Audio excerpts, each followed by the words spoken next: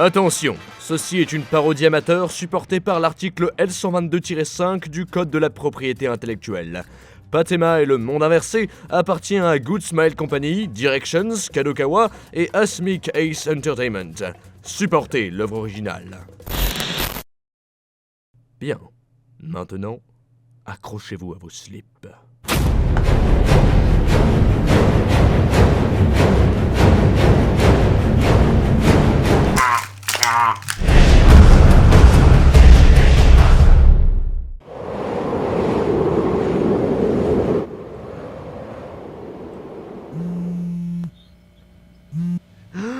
Arcade! Arcade! Arcade répond! Arcade, tu m'entends? Arcade! Arcade! Oui, Théro, je suis là, arrête de crier, oui. Oh, enfin Arcade, te voilà! Toi mon étoile dans la nuit, ma lumière sacrée! Non, ok, arrête ça, je vais vomir. Ok.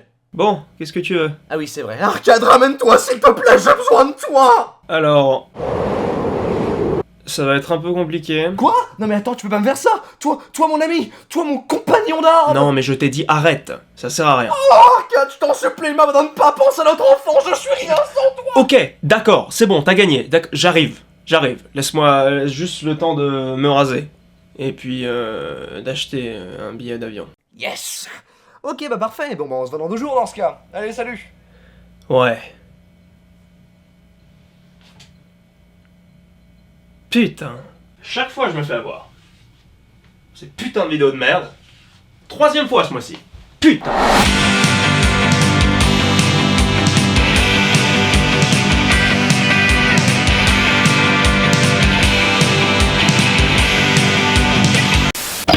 Bon, j'ai fait 7000 km pour venir jusqu'ici, ça a intérêt à valoir le coup. Je vous attendais.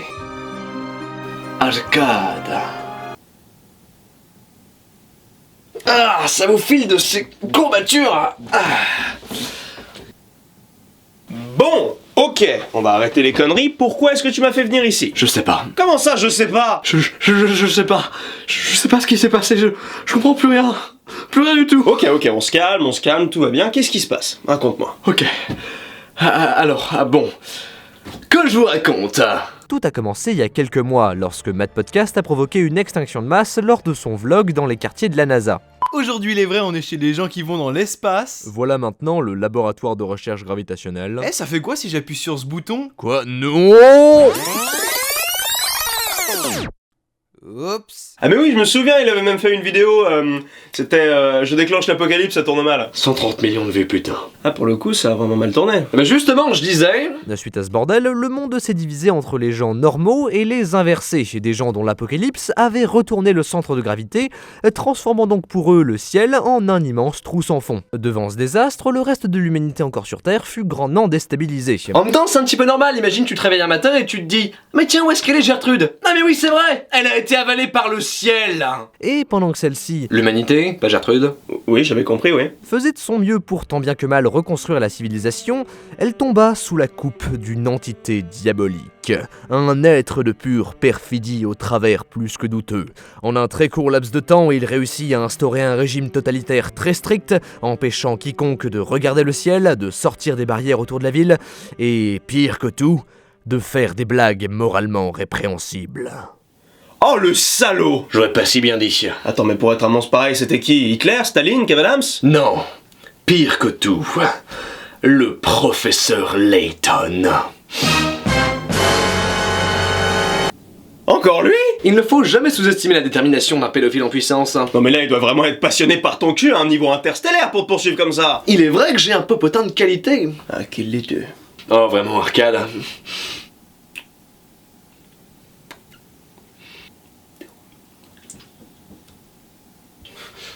Bien!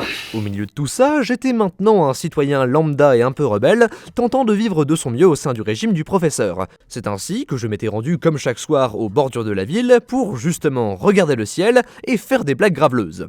Vous connaissez la différence entre un juif et une pizza? Je fus toutefois soudainement dérangé par le bruit d'un sac tombant contre le grillage derrière moi. Me retournant, je me rendis compte que le sac n'était en fait pas du tout en train de tomber, mais qu'il était en train de s'envoler et n'était plus retenu que par les barbelés de la grille. Me disant que c'était potentiellement une source d'hélium hautement concentrée et donc utilisable pour mon plaisir personnel, j'ai bien essayé de le récupérer, mais je fus cependant coupé dans mon mouvement par... Ne regarde pas en bas, ne regarde pas en bas, ne regarde pas en bas, ne regarde pas en bas.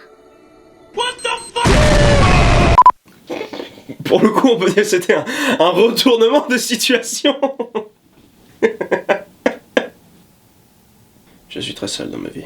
C'est donc ainsi que je me suis retrouvé nez à nez avec une fille d'à peu près mon âge, accrochée à l'envers sur la grille devant moi, et dont la couleur de cheveux m'indiquait qu'elle venait très probablement de la Japan Expo. Je demeurais ainsi là à contempler cette étrange situation jusqu'à ce que celle-ci me rappelle à la réalité. Mais reste pas planté là, connard, viens m'aider. Ah oui, pardon, excuse-moi, j'étais en plein monologue. Ouah, what the fuck? What? Mais on vole, mais putain, mais c'est énorme! Wouh! Attends, mais si on continue comme ça, on va droit vers l'espace en fait. L'espace?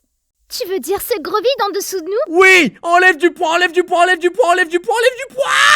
Une fois cet impromptu shooting star terminé, j'emmenai la fille jusqu'à un local d'entretien non loin d'ici pour lui offrir un plafond sur lequel mettre ses pieds et ainsi me permettre enfin de savoir quel type de drogue dure j'avais bien pu prendre ce matin. Une fois arrivé, j'ai appris en discutant avec la fille qu'elle s'appelait Patema, qu'elle vivait dans une ville souterraine avec d'autres gens également inversés, mais qu'en explorant des ruines, elle avait trouvé une salle avec un immense trou très profond. Cependant, avant qu'elle ait eu le temps d'examiner l'endroit plus en détail, elle était tombée nez à nez avec une sorte de Terminator qui pendait au plafond. Elle avait de justesse réussi à lui échapper, cependant... C'est bon, ici je suis en sécurité. Saloperie! Quand la vie t'aime pas, elle t'aime pas. Pendant ce temps-là, du côté des méchants. Les indications visuelles du Terminator fasciste d'indication nous indiquent la présence d'une entité humanoïde à la position indiquée au niveau des souterrains. Quoi? Transfert des informations indiquant l'indication de la présence supposément indiquée. Que quelqu'un fasse fermer sa gueule à ce putain d'ordinateur! Je vois. Ainsi, une de ces pourritures immorales d'inversé a réussi à se rendre à la surface. En effet, monsieur. Nos caméras nous montrent qu'elle serait dans le secteur 7. Non, remettez l'autre image. Je vous demande pardon. J'aimerais admirer son popotin le plus longtemps possible. Attends, tu veux vraiment que je ressorte le compteur de blagues? Mais laisse mes blagues pédophiles tranquilles à la fin! De notre côté, on a continué, Patema et moi, à discuter d'un petit peu de tout et de rien, et notamment du fait que mon père avait réussi à fabriquer une montgolfière du futur, mais que pendant sa présentation, il avait glissé sur une peau d'ananas qui traînait par terre, et était tombé comme une grosse et pauvre merde. Attends, mais dans le truc de la puta, t'avais pas dit qu'il était pilote, ton père? C'était un homme plein de ressources. Oui, mais c'est pas possible qu'il soit mort de deux manières différentes. Théro, ça va? Théro, calme-toi, tout va bien, ça va aller, non, tout va bien. C'est cependant à ce moment que notre conversation fut interrompue quand on a vu au loin plusieurs hommes se diriger vers nous. En les voyant, Patema a été pris de fragilité et m'a dit que c'était l'un des leurs qui avait essayé de l'attaquer dans les souterrains. Intrigué, je les regardai alors avec plus de précision et me rendis alors compte que c'était en réalité pas de simples humains, mais des Terminators, mais pas de simples Terminators, des Terminators fascistes. Des quoi? Des robots de maintien de l'ordre créés par le professeur. Mais genre, il a pas eu de problème de copyright avec ce nom? Avec une armée de machines tueuses sous ses ordres, je doute qu'il ait eu la moindre emmerde. Mais putain, c'est ça qu'on aurait dû faire pour nos vidéos YouTube. Comprenant que ces derniers n'étaient pas venus jusqu'à nous pour nous vendre des crêpes et qu'on n'avait donc pas le temps de niaiser, on a décidé, Patema et moi, de s'enfuir en se tenant mutuellement pour affaiblir notre poids et ainsi pouvoir courir très vite et sauter très haut.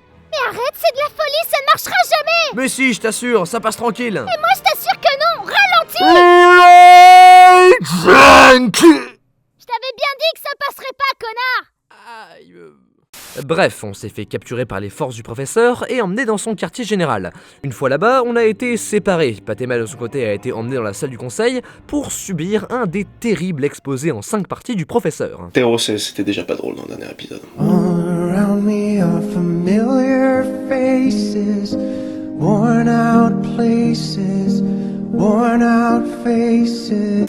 Tandis que j'ai été envoyé dans ma salle de classe pour me faire passer un savon de la part de mes instructeurs. Et c'est inadmissible. Mais oh, tu m'écoutes? Vous pensez qu'il dort? Non, je pense juste qu'il s'en bat les couilles. Mais c'est alors que, ayant fini avec Patema et dégageant les instructeurs de la salle, le professeur est entré dans la pièce. Professeur Herschel Layton. Ça faisait longtemps, dis donc. Alors, comment vous allez depuis le dernier épisode? Je vois que mon Peggy 18 vous a laissé quelques rides. Sinon, comment ça va? Toujours à la recherche d'un enfant à corrompre? Refais ne serait-ce qu'une seule blague de ce genre et tu apprendras à quel point la chute est longue depuis le haut de ma tour. Ah bah ça c'est dommage parce que justement à l'instant j'en avais une très bonne au sujet de votre... Tu te crois drôle, hein? Tout ce temps que j'ai passé à mettre la main sur toi n'a pas affecté ton humour puéril. Ah, tout ça c'est ta faute. Si seulement tu étais resté avec moi, tu serais aujourd'hui à mes côtés, à régner sur ces imbéciles. Professeur, la dernière fois que je vous ai écouté, je me suis retrouvé enfermé pendant 3 jours dans votre cave à réaliser vos désirs les plus sombres en écoutant de la J-pop dégueulasse. Ton esprit est simplement trop étriqué pour comprendre la véritable portée de cet entraînement. Oui... Quoi qu'il en soit, ce petit jeu s'arrête ici. Je suis maintenant le gardien de la morale de ce pays, et c'est moi qui dicte ce qui est acceptable ou pas. Et grâce à toi, je viens de me trouver une nouvelle créature à briser. Allez, du vent, va donc te terrer de nouveau dans ton coin pour faire tes blagues de mauvais goût, puisque c'est tout ce que tu sais faire. Ah ouais, quand même, il est vraiment en train de devenir un vrai Némésis, ce Layton, hein. Oh, crois-moi, c'est pas le pire, hein. Je t'ai pas encore raconté l'histoire avec le pingouin géant et le monstre de slime, hein. Tant mieux. On verra ça dans un prochain épisode.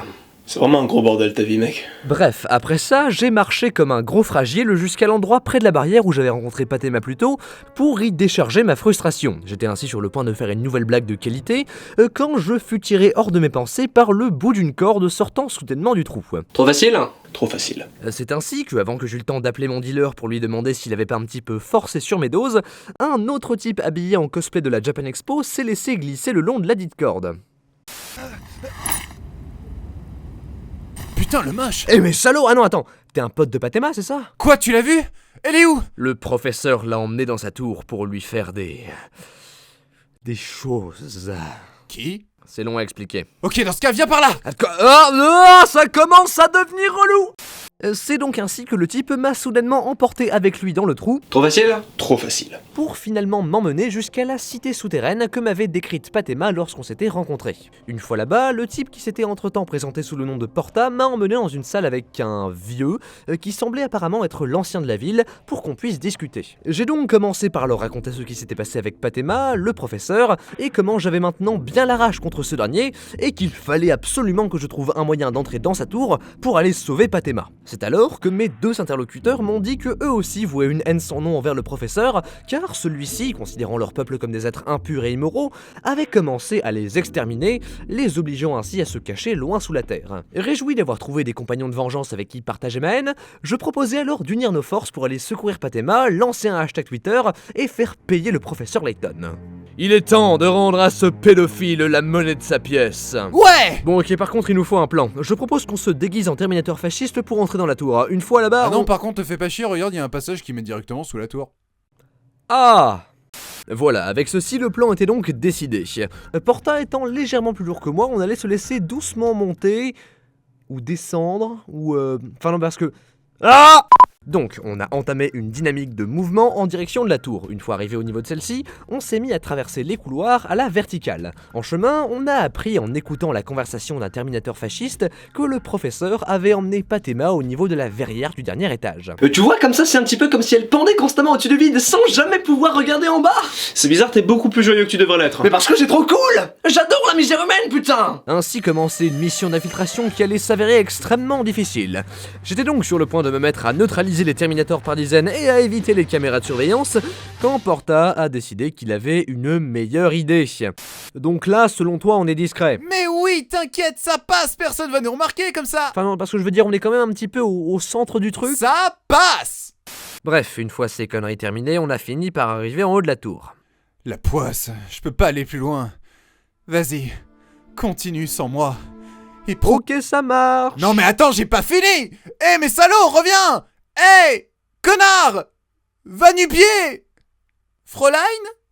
Arrivant finalement dans le dôme, je m'empressais de monter le grand échafaudage au centre, et enfin, je retrouvais Patema. Échangeant une accolade remplie d'émotions, bien que totalement circonspecte, Platonique. C'est pas tout ce qui se passe à la campagne, ça? Non, ça c'est agricole. C'est pas faux. j'étais sur le point de lui dire que j'étais là et que tout allait bien se passer, sauf qu'on a été coupé dans notre moment lorsque le sol du dôme s'est soudainement éclairé, et que le professeur est entré dans la pièce. Non mais c'est pas vrai, mais comment vous avez su que j'étais là? Sérieusement, est-ce que t'as cru une seule seconde que t'étais discret? Oui. Oui, non mais d'accord, mais pas dit comme ça aussi. Nous jetant un regard désabusé, il ordonna à ses Terminators de nous capturer sur le champ. Comprenant qu'il fallait partir sans attendre, j'ai cassé le toit du dôme et je me suis accroché à Patema. On était sur le point de faire le grand saut pour s'échapper de la tour, quand on s'est rendu compte trop tard que Patema était en fait accrochée à un point en métal inversé, la rendant ainsi plus lourde que moi et niquant de surfait tout notre plan d'évasion, nous plaçant en plus de ça dans la situation délicate où les dernières choses qui nous retenaient de foncer vers le vide étaient mes petits petons précairement accrochés au reste du dôme. Issou. Avant que j'eus le temps de faire remarquer que ça aurait été quelque chose qu'il aurait été sympa de mentionner avant, le professeur est arrivé sur le toit et m'a envoyé un bon gros This is Sparta! Des familles qui m'a fait rouler jusqu'au bord de la tour. Sachant qu'aucune DeLorean temporelle ne serait là pour me sauver la mise, je me dépêchais de me relever quand je me rendis alors compte que j'étais maintenant cerné par le professeur et ses Terminators fascistes. Il semblerait que tu vas finalement pouvoir connaître la longueur de la chute depuis le haut de ma tour. Ah, mais je savais bien que vous aviez quelque chose à compenser. Silence! Tu es fini, fais comme le sale rat que tu es. Et alors même que tu es aux portes de la mort, tu continues à faire tes misérables blagues? Ben, puisque vous allez me tuer, je vais au moins faire en sorte que vous n'allez pas en profiter un seul instant. Très bien.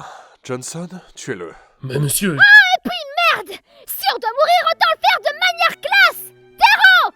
Technique secrète! Ça marche! C'est parti pour le shooting star!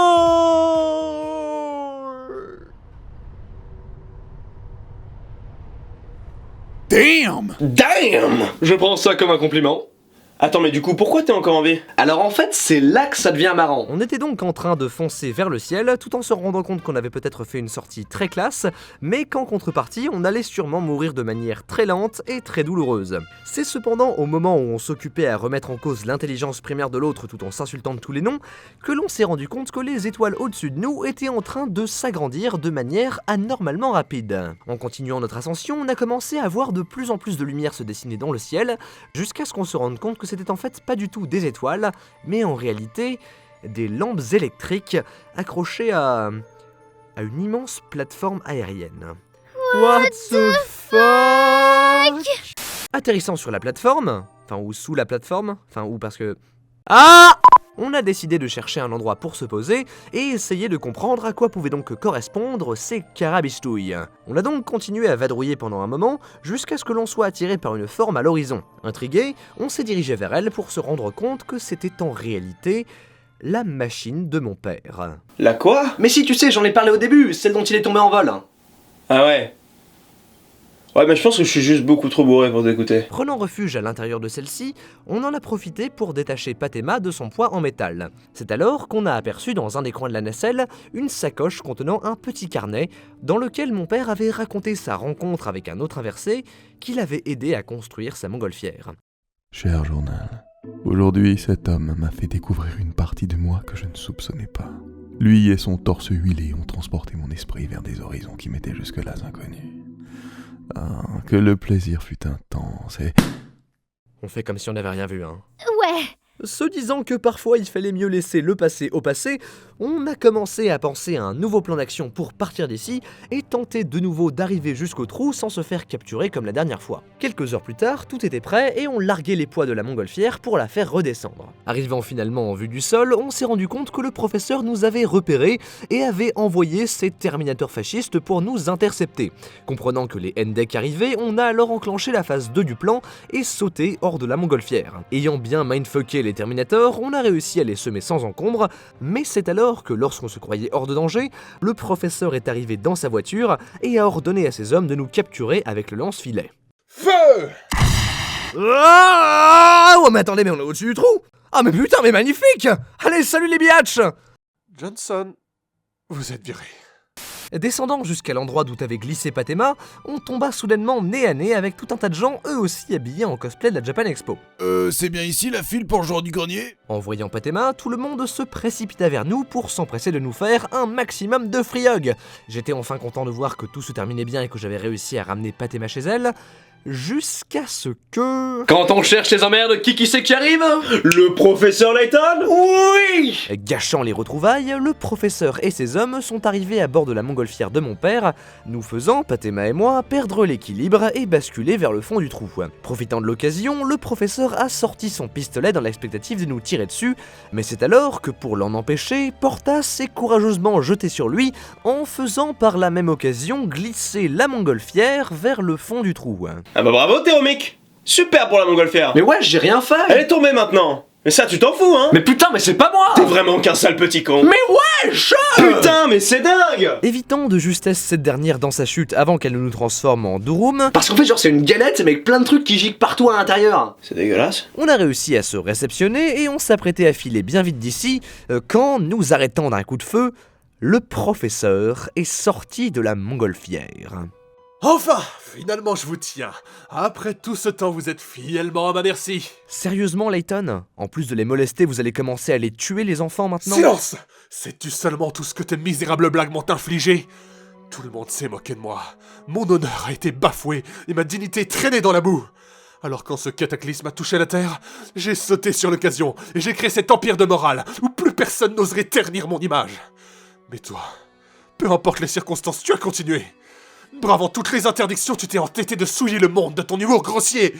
Peux-tu seulement imaginer combien j'ai souffert? Professeur, vous m'avez enfermé dans votre cave. Excuse-toi, retire toutes les blagues que tu as fait et jure de ne plus en faire une seule de plus et de rentrer dans le rang de mon empire. Et alors peut-être que je vous laisserai la vie sauve. Non. La parole et l'humour ont vocation à rester libres. Vous pouvez essayer de les interdire et de les censurer comme vous voulez, mais vous ne réussirez jamais à me faire taire. Allez-y, tirez-moi dessus. Et pour toujours, le monde saura que de simples blagues ont fait vaciller jusqu'au fondement de votre empire. Sérieusement, Layton? Même à cette distance, vous avez réussi à me rater? MDR! Aucune importance. C'est pas comme si j'avais qu'une seule balle dans mon chargeur. Tiens, c'est marrant. C'est ce que j'ai dit à votre mère hier soir. Ça, c'était la blague de trop. Prépare-toi à mourir! Wow! Cette tension de malade! Mon concombre est extrêmement solidifié! Ah! Ça se termine comment sinon ton histoire? Ben alors voilà! La tension était à son comble, le professeur était sur le point de nous tirer dessus, et je savais que cette fois, il ne raterait pas sa cible. Mais c'est alors que dans un Witness de toute qualité, Porta s'est jeté sur lui pour dévier le tir, une action qui lui valut cependant de perdre ses appuis et de tomber dans le vide. Souvenez-vous de moi comme d'un héros! C'est qui lui déjà au fait? Ne perdant pas un instant, le professeur a sorti un couteau de sa veste et dans un regard malsain se mit à avancer vers nous. Mais c'est alors que dans un d'une égale qualité, Patema s'est elle aussi jetée sur le professeur pour lui retirer son arme. Avant que j'eus le temps de me demander si c'était quelque chose de culturel pour les inversés de se sacrifier inutilement, le professeur l'avait déjà parfaitement maîtrisée et était sur le point de la lâcher dans le vide. Cependant, refusant de voir Patema mourir et le professeur réussir ses projets, je me dis qu'il fallait que je mette un terme à tout ça. Ici et maintenant. Et pour ça, il fallait que je fasse ce que je savais faire de mieux. Professeur! Vous essayez de le cacher, mais vous le savez aussi bien que moi. Depuis le début, vous n'êtes qu'une pâle copie de Tonton Adolphe! Quoi? Recevez le pouvoir de mes blagues!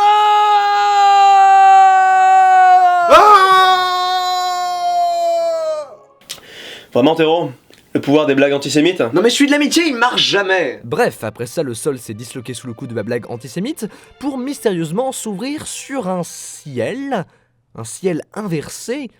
Très bien, du coup le professeur est tombé dans le vide, j'ai sauvé Patema de sa chute avant de me faire sauver à mon tour de ma chute à moi par le Johnson du professeur qui était entre-temps passé du côté des gentils. Et ils m'ont offert la meilleure crêpe de toute ma vie! Puis je suis tombé dans les pommes. En me réveillant un peu plus tard, je me rendis compte que j'étais aux côtés de tout le monde de l'autre côté du trou, dans ce qui ressemblait à un monde inversé. Donc un monde normal pour les inversés. T'as compris. Complètement fucked up. Donc, à partir de ce point-là, j'ai décidé d'arrêter de me poser des questions et de simplement partir du fait que j'en avais beaucoup trop pris. Donc j'ai pas vraiment écouté les explications du vieux qui semblait dire qu'en réalité, depuis le début, c'était pas eux les inversés, mais qu'en fait c'était nous, et que donc tout n'était qu'une question de point de vue et tout ce bordel. À la place, je suis parti faire un tour avec Patema, qui pouvait maintenant marcher à l'air libre pour la première fois de sa vie. On s'est donc avancé jusqu'aux ruines des immeubles, pour soudainement voir dans le ciel Saturne, posé là, au calme. Je sais pas pourquoi, mais je suis sûr qu'en fait, il y a une explication tout à fait logique à tout ça, mais c'est juste que ta vidéo est beaucoup trop longue et que t'as la flemme de l'expliquer. Non! Non! On était donc posé là à regarder le paysage, tandis que je me disais que, plus qu'une histoire sur le fait d'aider son prochain et de l'accepter comme il est, ou sur l'idée que même si nos codes, nos croyances et traditions sont là pour nous protéger, elles ne doivent cependant pas l'être au détriment du progrès et de la vérité, c'était cette fois une aventure bien plus personnelle à laquelle j'avais assisté.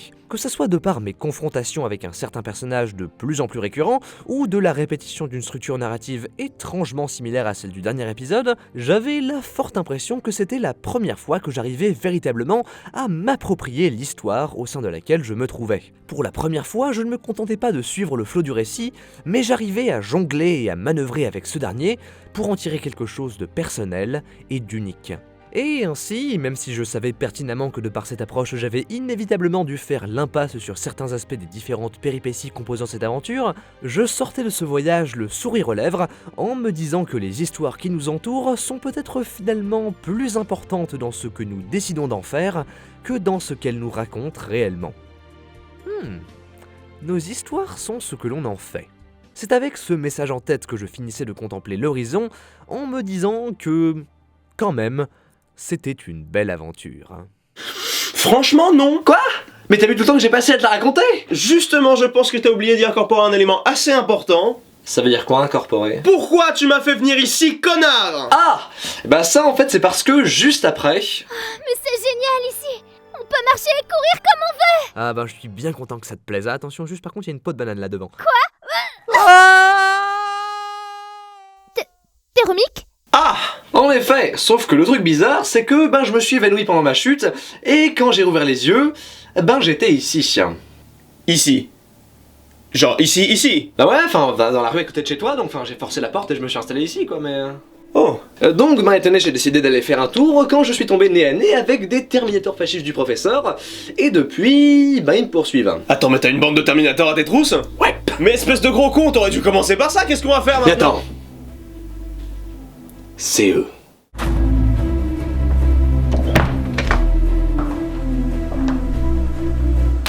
Oui, bonjour, c'est ici la 4 fromages?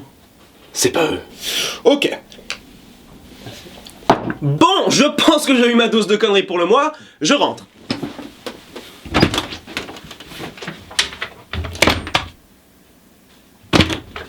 Et je dis que ta mère aussi.